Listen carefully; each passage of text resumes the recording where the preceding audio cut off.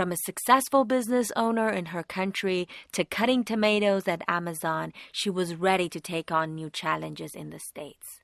My guest this week is Flavia Lemos, an immigrant from Brazil who heard many disturbing feedbacks but used them to thrive.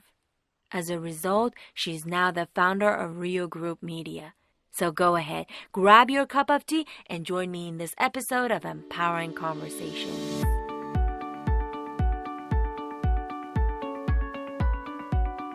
Hello and welcome to the Empowering Conversations podcast, a place to get inspired, challenged, and empowered by stories of immigrants who build their success from zero. I'm your host, Mehran.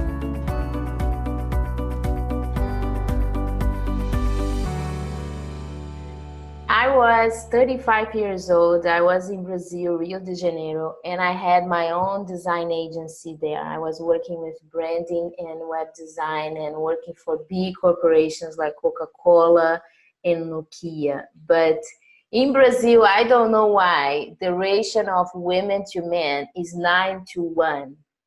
So I was lonely. I was successful, but I didn't have a husband. Finally, when I met my soulmate, he was an American, and I had to sell my business, and I moved from Rio de Janeiro to Seattle in a business visa. And it took me 5 months to get my green card. So it was very difficult to deal with the weather, to learn the language. I was speaking English, but not like in a level that I could be in the country and work.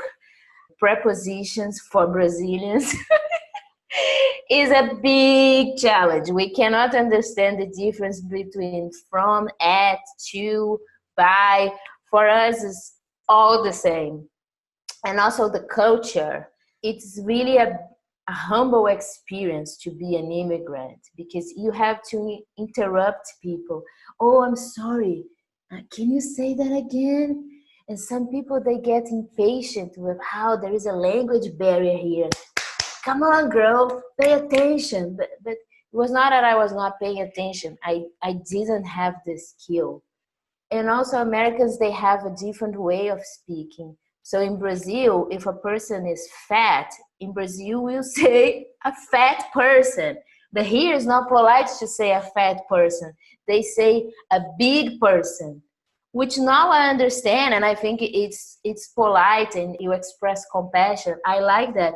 But when I first got here, oh, you know that big woman? No, she was not big, she was short, but it was their way to express this idea.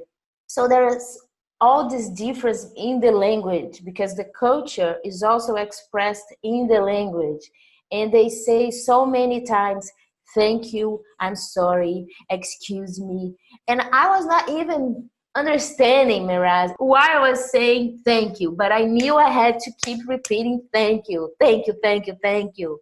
Even though like my signature email has thank you, but I don't know if I'm thank you for something. And I think the the main difficult part for me is that Americans don't dance. And in Brazil, this is how we express our feelings and our emotions. And the parties here, they call parties, but for a Brazilian, this is not a party. It's just like a meeting. People grab a drink and they talk, but there is no it's not fun. In Brazil, the word fun, it's much more than what it means here. The I love you is a big deal.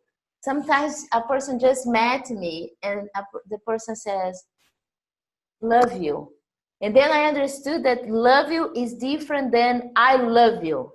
Without the I, it's more like, okay, I like you, you are cool. But in Brazil, for you to say I love you, which means eu te amo, is a big deal. Like when you say that to a friend or to your boyfriend, it's like, whoa. What else? The distance from the family, like The parents, they are totally separate from their kids. They don't know their friends. They don't know their coworkers. In Brazil, everything is mixed. Everything is like, we know everybody. My parents hang out with my friends. We travel together. And here, everything is like very separated.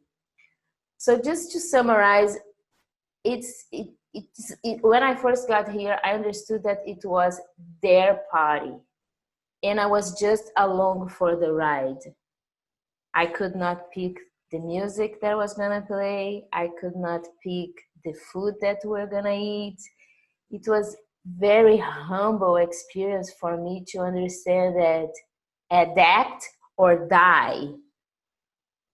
And I think the biggest challenge is still for me is the personal space, because I express my love through kisses and hugs, and they like to have their personal space. I cannot be as spontaneous as I am in Brazil. I have to think, oh, does this person would like me to receive a hug or not? Yeah, and I also, when I first got here, I thought Brazilians would support me. And I had some friends that said, yeah, your English is not good. All the skills you had in Brazil don't translate to the corporate world here. So you're starting from zero. I cannot say that they were all against me. Of course not. Most people I met, they really supported me. I have a friend, a Brazilian friend, that her husband trained me for Amazon interviews for 3 months. He was like my interview coach. But some Brazilians, they said, hey, wake up. Your English is not good. You're trying to work for Amazon, the biggest online e-commerce company in the world. You don't have any chance. You are just on your own trip. You're not going to make it happen. And I said, I am going to make it happen. I am. And I studied, as soon as I got my green card, I studied for 3 months, because Amazon has 120 questions for their interview. And I had to study all the questions. And besides studying the questions, I had to practice English, and also English on the phone, because all their interviews are on the phone. You cannot see their facial expressions, you cannot read their lips. So it was a big challenge. And I think what really helped me was meditation. I was meditating. So it took me 5 months. These first 5 months, I was just in the house studying English and trying to make friends. When I got the green card, then I applied for Amazon. But this first period was very difficult, Mehran, because my brother told me, oh, so you were a very successful entrepreneur in Brazil, and now you are a housewife. You traded an office for a broom. Congratulations. Oh, wow. Yeah. I said, dude, wait, I will show you that I don't have a broom. This is just temporary. Yeah, so it took me 8 months, 5 months to get the green card and 3 months to get the job.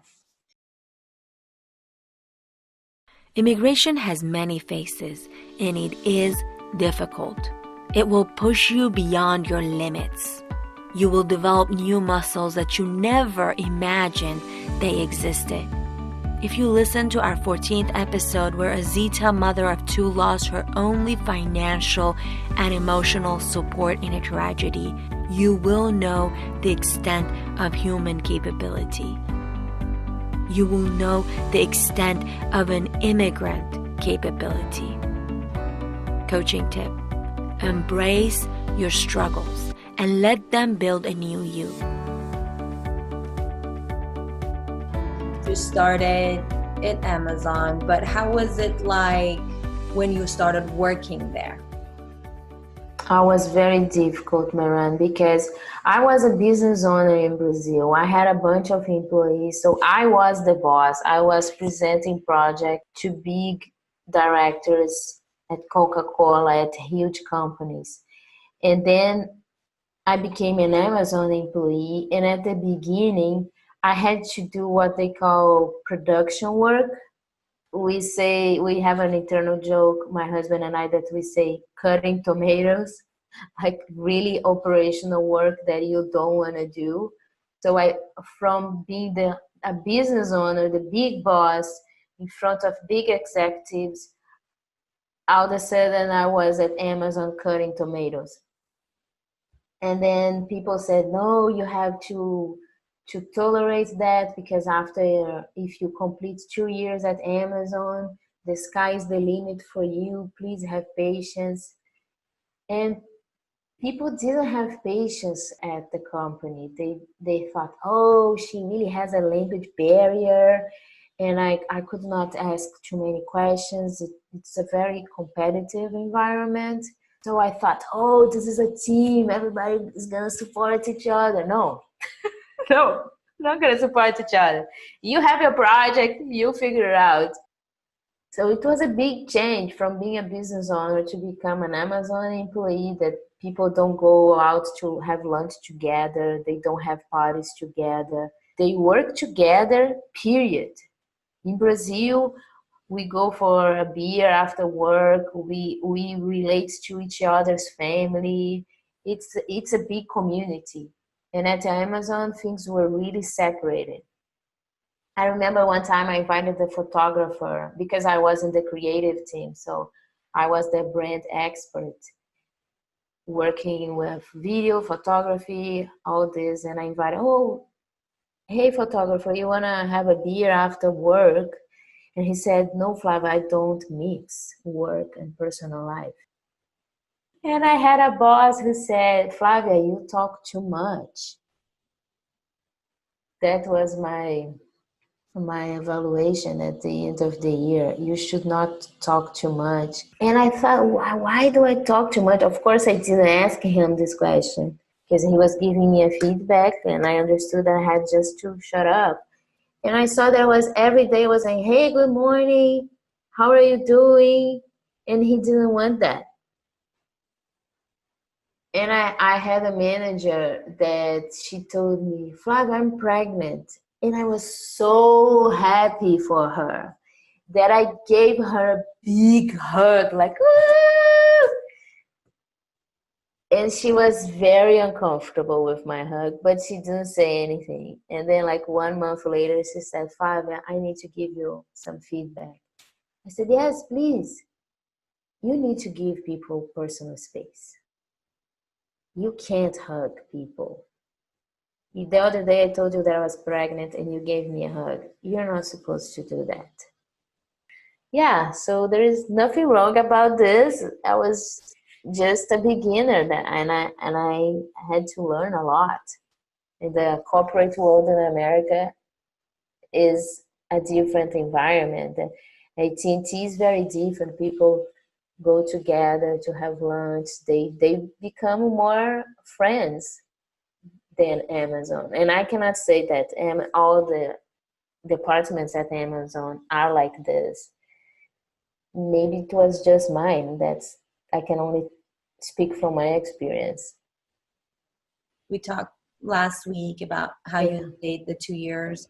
How did you overcome that? Or did you ever? Oh, I did. Yeah, I did. Because I did a lot of self-development. I worked a lot on myself and on my emotional intelligence. I knew they were not doing anything against me, that it was not personal. It was just the culture. And I was trying to play the game. I wanted to play the game because I wanted to complete 2 years there. And I did. I learned a lot. I don't regret. I really don't regret the knowledge I got from them. I participated in a big contest, like all over the world, 200 designers all over the world, and I won the competition. So I was exposed to big projects all around the world, something that I had never had the experience before. So I'm very grateful. I told my bosses, my managers at Amazon, how grateful I was that they gave me this opportunity, that they hired me. So there was a lot of good things. Maybe for a person that is not Brazilian, it's not such a cultural shock. Maybe it was more for me, but I will always be grateful for everything I learned there. That's great. I love the attitude. Thank you. How you look at it as a great experience and what you learned and what you achieved through that. Yeah, and then I started to think, like, I started to create like a prejudice inside of me, like, oh, Japanese people are like this, American people are like that. No, we are all people. We all want to be loved. We all want to receive support. So after Amazon, I related to so many different cultures that I saw that people just want to be loved. And sometimes they express this in different ways. And it's up to me to understand what is underneath. Along our conversation, I heard two things that you learned from your culture, or you brought from your culture, that really helped you. That sense of community and asking for feedback, and then also being warm and social. That really helped you grow in your business. What were other things that you brought from your culture and you think that this really helped me? The passion, with my passion, I'm able to dive deep into the project and really study everything that needs to be studied about, for example, the ideal, a business owner has a specific ideal client. I study about the ideal client. I dive deep into what this ideal client thinks, what he wants. I also dive deep into the competitors. For any marketing strategy we create for online businesses, I dive really deep into how can I make it over the top? How can this business really be amazing, extraordinary? And this is, everything starts from my passion. So it's not about the money anymore, it's that about the contribution to support a business owner that really wants to grow and doesn't have the techniques. And besides the passion is this, I heard sometimes Americans say, oh, I don't feel connected to people. Like, I really feel connected to people. I really, like, they talk about eye contact, and this is something very easy, I think, for most of the Brazilians, because we are so personal. We are so connected to each other. So I think from my culture, the passion, the drive, and the economy, Mehran, in Brazil is a really bad economy. So when you take like a lion that is hungry in the forest, in a bad forest that doesn't have food, and you put this lion in a forest that has plenty of food, this lion is like, "Wah!" So when you come from a country that you don't have opportunities and you come to the land of opportunities, while a lot of Americans are like, I don't know, I don't feel like doing it, I don't want to work out this morning. Dude, immigrants are like, give it to me, I want to take it. What do I need to do? Do I need to wake up early? Do I need to exercise? Do I need to meditate? Do I need to read this book in 3 days? Doesn't matter. I'm going to do it. I can do it. Bring it to me. So Josh, my husband, feels that, oh, she's always up to it. So he teaches me a lot, and I teach him a lot, because in Brazil, like, we are so hungry for opportunities. So now that I get opportunity here, like when they told me, oh, you have to study 120 questions to pass this Amazon interview. No problem. Give me the questions. And Josh looked at the question and said, no way. This is impossible. So I think the drive and the passion are really important, and also in the corporate world and in the business owners I work with, that's what they really like to work with me, because their problem is my problem. We are not separated. We are a team. So you were just telling me how certain part of your culture really supported you. Now I'm curious, were there part of your culture that you had to let go or unlearn it in order to be where you are? Yes, I am not as spontaneous as I was. And a part of this is good because back in the days, even if you didn't ask me for an advice, I would give you an advice.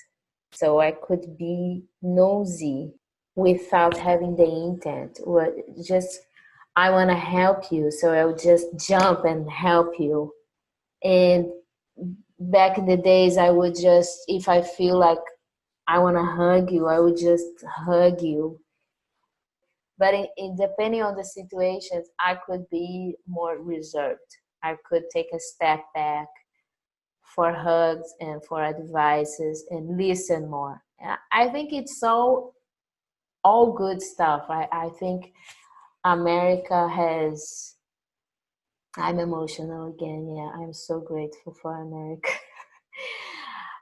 I think America has been helping me to grow as a whole, financially, emotionally, spiritually, in all the directions. And this thing that I was telling you that I need to unlearn, I think it's also something good. Understanding language and culture is an essential turning point for us immigrants. It influences the way we communicate with ourselves and our new community. It is essential in creating new personal and professional relationships. Coaching tip: understand the pros and cons of your culture. Be honest with yourself and let go of what doesn't work for you. Here are 2 episodes that will give you new insight. Our 10th episode, Cleanthus, the CEO of multiple biotech companies from Egypt, shared pros and cons of his culture, as well as Homa, our 6th episode guest, who was a refugee from Afghanistan. What kind of people do you surround yourself physically? People that want to grow, they are always doing a course, always reading a book, always committed to help others. So I have a group that goes to a self-development course. They want to help the Philippines to not have misery anymore, no poverty. And then I have a group that we talk about how we can support orphans and to help build schools in Africa. So I surround myself with people that want to make a difference in the world. Because once, Mehran, you step into this world that we talk about change and philosophy and growth, there is no more room for gossip and competition. We are all supporting each other. There is no competition. And then whenever we have a problem, we have what we call the unfiltered conversation. We have a conversation that back in the days I would just hold and never tell you what I was thinking just to look good. But nowadays I have such an amazing group of friends that we can say whatever we want to each other, because we know that we want to be supportive. Now you have your own business again. So you had a period where you worked for a company, a big corporate, but then you started building your own company again. Tell me about that. How did that transition happen again? What were some of the triggers? What were some opportunities that made you think about having your own company again? Because in your own company, you can develop yourself in so many directions. And I really wanted this opportunity to to do whatever I wanted to do. So nowadays I speak from stage, I teach workshops, we keep developing our method. So we have the real brand strategy. My husband and I, we are really passionate about teaching small businesses how they can grow and how important it is that your business has a purpose. Because sometimes, yes, I want to be rich. No, you need to have a bigger purpose than yourself, because you're gonna face so many challenges that if it's not bigger than you, you're just gonna stop. Okay, I don't need that car. Okay, my son doesn't have to go to that college. And when it's something bigger than you, when I think about the kids, the Smiles, all the orphans in Brazil we help, and the schools we help to build in Africa, when I think about those kids, whoa, they move me. They set fire in me and let's do it. When I have fear, the other day I had to record a video with a big production. It was very expensive, and I said, no, let's just cancel. I'm not prepared, blah blah blah blah blah blah. And then I sat down to meditate, and I understood from the bottom of the pyramid, you can't affect change. You have to grow yourself financially, mentally, emotionally. Then you can help others. And as soon as I thought about it, a friend told me Abraham Lincoln quote that he said, "You cannot help the poor by being one of them." And it's not just poor financially, it's mentally, it's spiritually. I understood that the more I grow, the more I can support others. So it's not about myself, my family anymore. Now it's a big thing. The more we grow, the more we donate, and the more we can give these kids a different future. And I'm already emotional just to talk about it, because that is beautiful. Thank you. I just want to commend you on that. That reminded me the book Power of Why, I think, by Simon Sinek. I don't know if you read it. That book also talked about what you're just saying, and that's beautiful. Always looking beyond why you want to do what you're doing. That's where it sets fire in you, and it gets you to do so many big things. Thank you again, Flavia, for joining me and for giving me your time. You're welcome. It was a super pleasure. And whatever I can support you and your audience, I'm here for you guys. Do you have a cause that you are passionate about? A fire in your belly that pushes you to take extraordinary steps? Unlike Flavia, I talked with someone who didn't. She quit her job middle of this economy because of the emptiness she felt. I hope you already have something that motivates you to get up every morning. And if you don't, I hope this episode made you think. Because the moment you pair your passion with what you do, as Flavia mentioned, magic happens. As always, thank you for listening and sharing our immigrant stories with your friends and writing us a review on iTunes. If you haven't joined our Facebook community yet, make sure you do. You can search Empowering Conversations with the Z in the search bar or click on the link below. That's the place to interact with the heroes in this podcast. Your inspiration means the world to us, and we know we will have you and your friends in the next episode of Empowering Conversations, where all of us can learn from successful immigrants, one conversation at a time.